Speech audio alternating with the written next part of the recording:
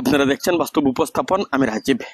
বিধ্বংসী অগ্নিকাণ্ড, সম্পূর্ণ ভস্মীভূত বসত বাড়ি, সর্বশান্ত পরিবার।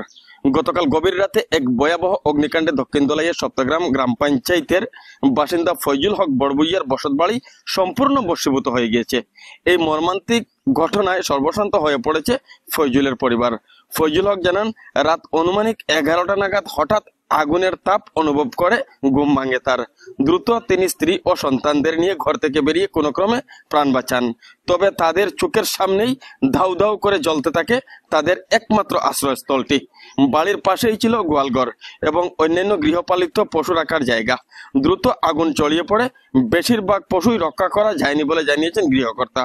শুধুমাত্র দড়ি কেটে দেওয়ার কারণে গরুগুলো প্রাণে বাঁচলেও মোরগ, হাঁস সহ অন্যান্য গৃহপালিত পশু সম্পূর্ণ পুড়ে মারা গিয়েছে।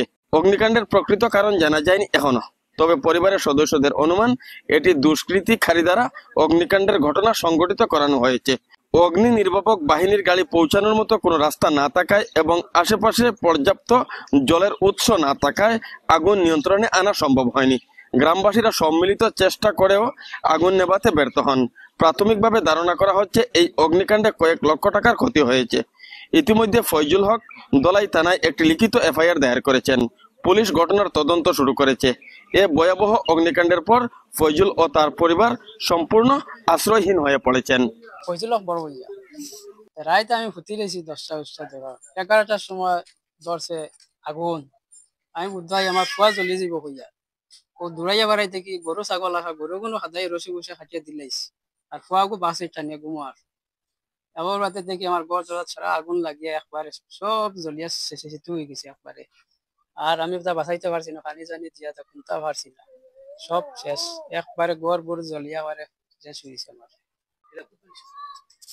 আমরা তো ঘুমাই গেছি গিয়া তো পানি উনি খাইয়া আর 11টার সময় ধরলাম দমদমাইয়া বারে দিকে আগুন লাগান দেখলাম।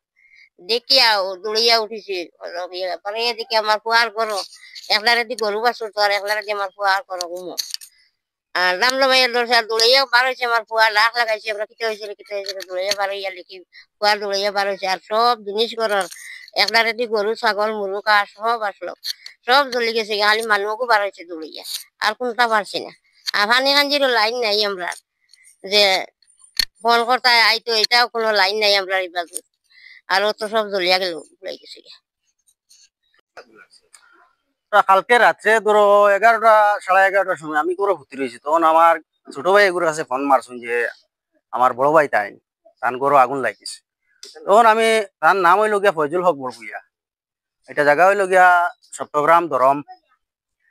এরপরে আমি আইয়া দেখছি যে পুরা ঘরের মধ্যে আগুন লাগিয়েছে, কোনো কিছু বাহরবার মতো উপায় নাই। বা কাহারা লাগাইছে তখন আমরা কোনো মানুষ দেখছিও না। যাই হোক, মোটামুটি মানুষ কোনো স্রোত বারোইছুন ঘর থাকি। এরপরে মাল সামান আর কিছু বাহরতাম পারছি না, আমরা সব দলিয়া বসীভূত হয়ে গেছে। যে তাই তো কৃষক মানুষ হিসাবে কৃষি ক্ষেত্রে যা কিছু সামান লাগে, গরু ছাগল মহিষ এর বাদে মরুকা মনে হয় 20-25টা মরছন জ্বলি গেছন এটা।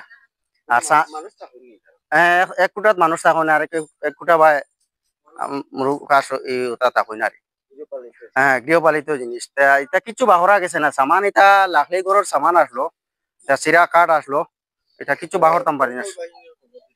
নাই না তো দমকল বাহিনীর খবর দিতাম না, দমকল বাহিনী আওয়ারও কোনো রাস্তা নাই। এর লাগিয়ে আমরা এটা মানে এই লাইনে গেছি না।